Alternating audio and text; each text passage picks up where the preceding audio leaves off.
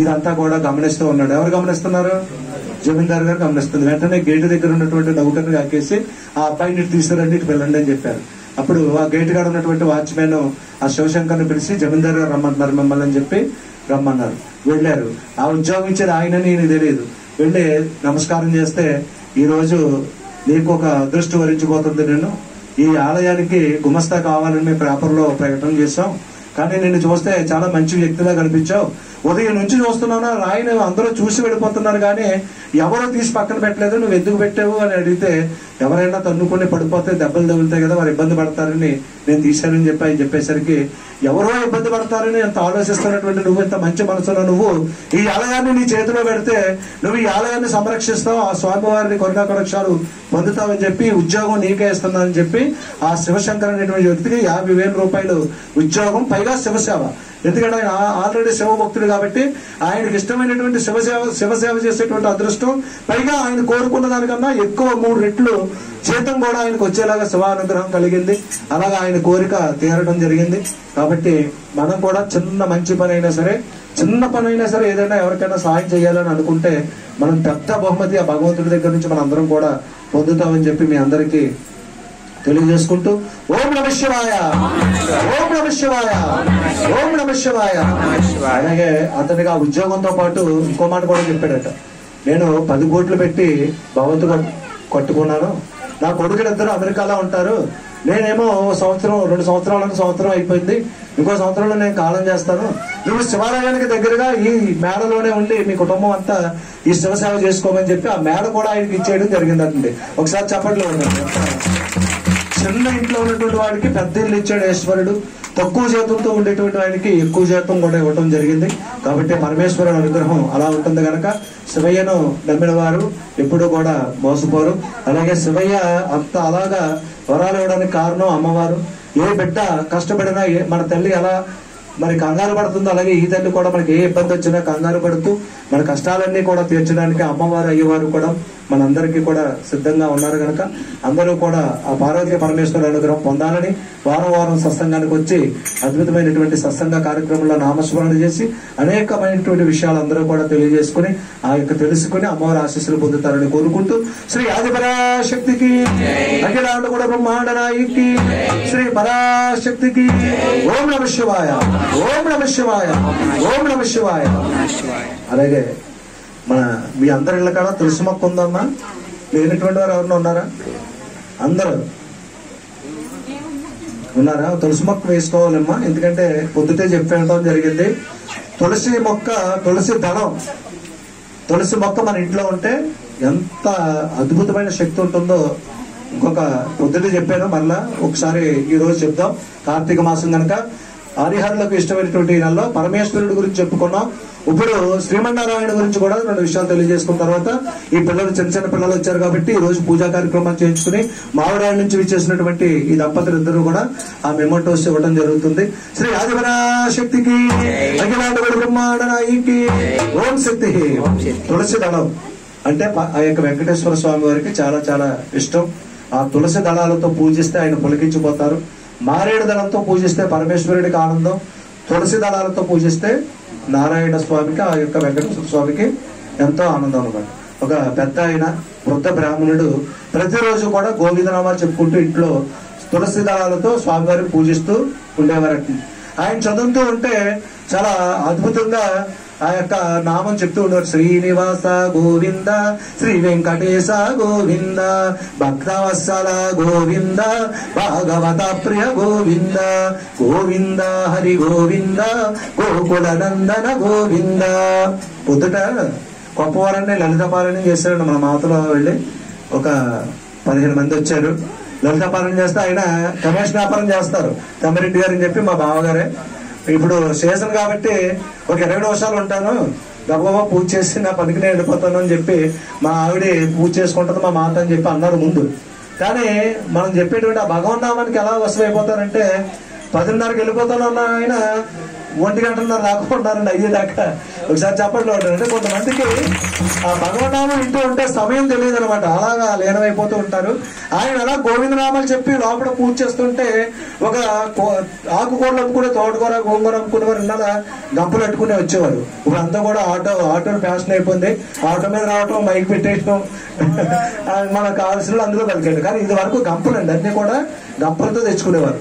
అలాగా గంపలతో తోటకూర గోంగూర ఇవన్నీ అమ్ముకునే ఒక ఆయన ప్రతిరోజు అడుగుకండి ఆ యొక్క ఆకుకూరలు కోసుకుని వచ్చి ఆ గంపలో పెట్టుకుని వచ్చి ఇక్కడ ఒక 5 నిమిషాలు ఆగి ఈ ముసలాయన పెద్ద ఆయన చంపే గోవిందనామాలు విని అప్పుడు అబ్బాయి అంత అదృష్టమో, నాకు అదృష్టం లేదు, వ్యాపారం గురించి తెల్లారగట్లే అడవికి వెళ్ళిపోవాల్సి వస్తుంది.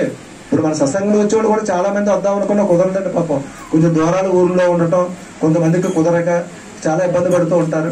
అలాగా ఆ తోటకూర అమ్ముకునేవాడు ఒకసారన్నా నేను పూజ చేసుకునే అదృష్టం కలుగుతుందో లేదో అని చెప్పి ఆ యొక్క ముసలాయన చెప్తున్నటువంటి నామం అంతా కూడా విని ఆ యొక్క ముసలాయన పూజ అయిన తర్వాత కొద్ది ప్రసాదం తెస్తే ఆ ప్రసాదం తిని వెళ్తూ ఉండేవాడు అమ్ముకోవడానికి.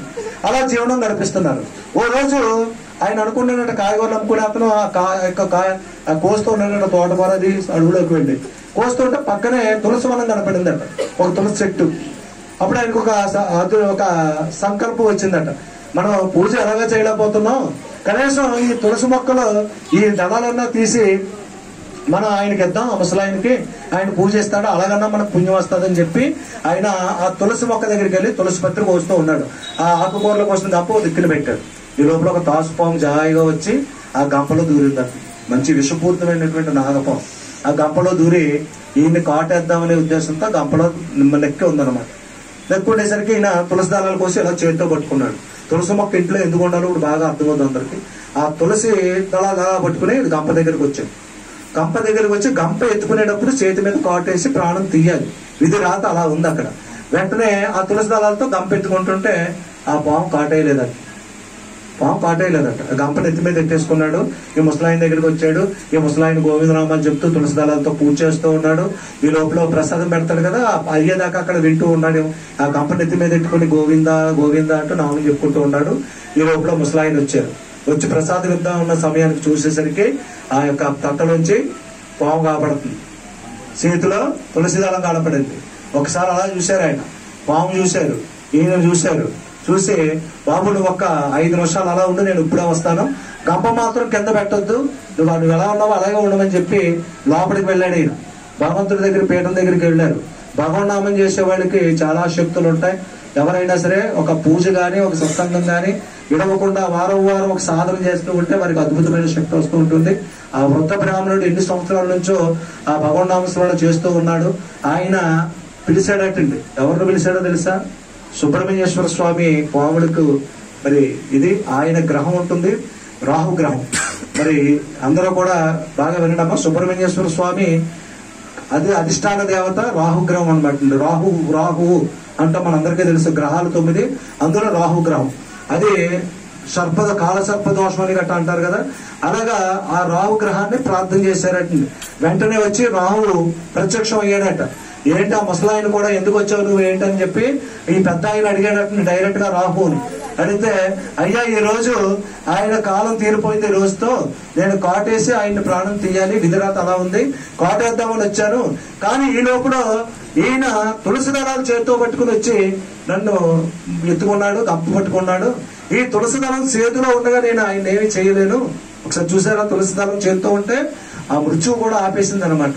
అందుకని అలా చూస్తున్నాను, ఎప్పుడైతే తులసి దళాలు మీకు ఇచ్చేస్తాడో వెంటనే నేను కాటేసి వెళ్ళిపోవాలి, అది విధిరాత అని చెప్పి చెప్పాడట. అప్పుడు అంటే వృద్ధ బ్రాహ్మణుడు ఆ వృద్ధ ముసలాయన అంటున్నాడట, అయ్యయ్యో ఏదో చిన్న వ్యాపారం చేసుకుని ఆకుకూరలు అమ్ముకుని జీవనం చేసే ఆయన ప్రాణాన్ని నువ్వు తీసేస్తే ఆయన బిడ్డలు ఏమైపోతారో, ఆయన భార్య ఏమైపోతుంది, లేదు నువ్వు ప్రాణం తీయడానికి లేదు, నా ఇంటి ఎదురుకుండా ఈ సంఘటన అసలు జరగకూడదు అని చెప్పి ఆయన చెప్పైతే లేదు విధిరాతులు తెప్పించడం ఎవరి వల్ల కాదు, ఖచ్చితంగా ఆయన ప్రాణాలు ఈ రోజు పోవాలి మరి అని చెప్పేసరికి ఇంకో మార్గం ఏమీ లేదా అని అడిగేసరికి అప్పుడు రాహు అంటున్నారట, ఉంది స్వామి, మీరు కనుక ఎన్నాళ్ళు గోవిందనామాలు చేసి వెంకటేశ్వర స్వామి వారికి తులసి దళాలతో పూజ చేస్తారా, పుణ్యం అంతా కూడా ఆయనకి దారం వస్తే నేను ఈ కర్మ నుంచి తప్పిస్తానని చెప్పి అన్నాడట. వెంటనే ముసలాయన తప్పకుండా ఇస్తాను, నేను ఇన్ని సంవత్సరాలు చేసిన గోవిందనామాల పూజ ఫలితం ఆయనకి దారం వస్తున్నాను, ఆయన కాటేయడానికి లేదని చెప్పి వెంటనే ఒక మంత్రంతో ఆ యొక్క అసలు పుణ్యాన్ని అంతా కూడా ఆ తోటకూర, ఆ గోంగూర అమ్ముకుని, ఆకుకూరలు అమ్ముకుని ఆయనకి దారపోసారట. వెంటనే ఇక్కడ రాహు మాయమైపోయాడు, అక్కడ గంపలో ఉన్న పాము కూడా మాయమైపోయింది. అప్పుడు వెళ్ళి ముసలాయన, ఆయన ఈ తులసి దళాలు తెచ్చాను అన్నావు కదా, అన్నారు. ఆ చేతితో ఎలా పట్టుకుని ఇలా ఇచ్చారు. ప్రతిరోజు కూడా తులసి దళాలు తెచ్చిస్తావా నాకు పూజ చేసుకోవడానికి అని అడిగాను. తెస్తాను స్వామి, నేను తీసుకుంటానంటే అంతకంటే అదృష్టమా, నేను ఎలాగా పూజ చేయలేకపోతున్నాను కదా, నీకు తప్పకుండా తెచ్చి మీకు ఇస్తానని చెప్పి అన్నారట. వెంటనే ఆ తులసి దళాలు తీసుకుని ఆయన ఎంతో సంతోషపడ్డాడట. ఈ సంఘటన అంతా తెలియక ఆయన కూడా ఆనందపడుతూ, నేను పూజ చేయలేకపోయినా రేపటి నుంచి నేను ఇచ్చిన తులసి దళాలు స్వామివారి పాదాల దగ్గరికి వెళ్తాయని చెప్పి ఆయన కూడా ఆనందిస్తూ వెళ్ళిపోయాడు అనమాట. అంటే తులసి దళాలకు అంత శక్తి ఉంటుంది కాబట్టి మన పూర్వం నుంచి కూడా మన పెద్దలు మహాత్ములు ఒక తులసి మొక్క ఇంటిలో ఉండటం వల్ల మన మీద ఉన్నటువంటి గ్రహ ప్రభావాలన్నీ కూడా ఉండవు, చెడు ప్రభావాలన్నీ ఉండవు, దుష్ట శక్తులు లోపలికి రావు. అందుకని అందరూ కూడా మీ ఇంటి వాకిట్లో తప్పనిసరిగా తులసి వనం వేసుకోవాలని, ఉంటే వారిని ప్రతిరోజు కూడా పూజ, ఆ తులసమ్మ తల్లికి పూజా కార్యక్రమాలు చేసి అందరూ కూడా శ్రీమన్నారాయణ ఆశీస్సులు కూడా పొందుతారని కోరుకుంటూ, శ్రీ ఆదిపరాశక్తికి, శ్రీ హర మహాదేవ శంభు, ఏడుకొండలవాడ వెంకటరమణ గోవింద, ఆపద ముక్కులవాడ అనాథ రక్షక గోవింద.